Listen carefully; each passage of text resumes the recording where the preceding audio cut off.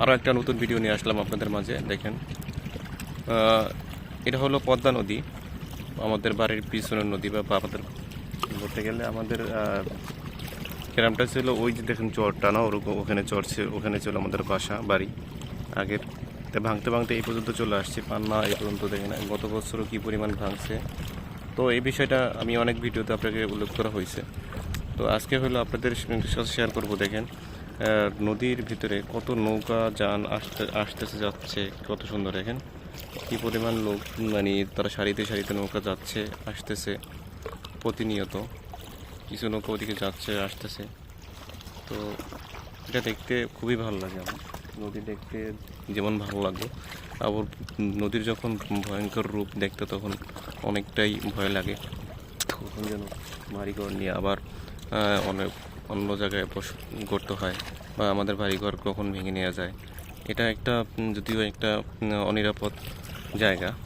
তো বেড়িবাঁধের কাজ চলার কথা ছিল, কিন্তু বেড়িবাঁধের কোম্পানির কাজগুলো তারা দ্রুত করতে পারছে না। এই জন্য আমরা একটু অনিরাপত্তার মধ্যেই আছি। দ্বিতীয়ত এখানে দেখেন এই গানগুলো যাই দেখতে যেমন সুন্দর, বা মানে দেখাটা খুবই ভালো লাগে। আবার যখন এই সামনে বর্ষা সিজন বা তুফানের সিজন আসতেছে, তখন নদীর ঢেউ প্লাস আবহাওয়ার কারণে মানুষের অনেক জনজীবনের জন্য অনেক কষ্টও হয়। তো দুইটা মিলাই ভালো দিকটাও আছে, খারাপ দিকটাও আছে। আর অনেক এখানে নদীর পাড়ের মানুষ অনেক বসবাস করতে স্বাচ্ছন্দ্য করে, প্লাস অনেক ধরনের ওই দেখেন মাছ ধরতেছে, তারা জীবিকা নির্বাহ করে মাছ ধরে। তো সব দিকে চিন্তা ভাবনা করলে প্রায় ভালো খারাপ দুইটাই আছে। নদীর উভয় দিকেই ভালো, বাট প্রত্যেকটা জিনিসেরই প্রতিক্রিয়া থাকে, এটাই বাস্তবতা।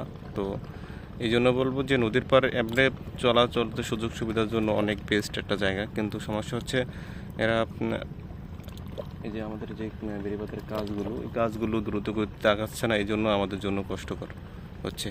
তো যে এই কাজগুলো দ্রুত হয়ে যেত, বা উন্নত বিশ্বের মতো যদি আমাদের নদীর পাড়গুলো ভালোভাবে বাঁধা থাকতো, তাহলে কি আমরা এই নদীর পাড়ের ভালো দিকগুলো বা ভালো কাজগুলো আমরা উপভোগ করতে পারতাম। মানুষও খুব ভালোভাবে চলতো, নিরাপত্তার সাথে কাজ কাজ করে খেতে পারতো। যাই হোক, কথা হলো আমাদের দেশে অতটা উন্নত দেশ না, এই জন্য হয়তো উন্নয়নশীল দেশ, প্লাস এখানে হিউজ পরিমাণ দুর্নীতি হয়, এই জন্য আমাদের অনেক পিছিয়ে আছে আমরা। না হলে আমরা এই নদীকে অনেক বেশি কাজে লাগাইতে পারতাম। যাই হোক, আজকের ভিডিও এই পর্যন্তই। সবাই ভালো থাকবেন, সুস্থ থাকবেন। আমি অনেকগুলো কথা আপনাদের সাথে শেয়ার করলাম। তো যদি কেউ ভালো লাগে সবাই একটু লাইক কমেন্ট করে দিবেন, আর পাশে থাকা বেল আইকনটা বাজিয়ে দেবেন, আর আমার চ্যানেলটা সবাই একটু সাবস্ক্রাইব করে দিবেন, আর সবাই একটু জানাবেন আমার ভিডিওগুলো আপনাদের কাছে কেমন লাগে। তো আজকের ভিডিও এই পর্যন্ত, সবাই ভালো থাকবেন, আল্লাহ হাফেজ।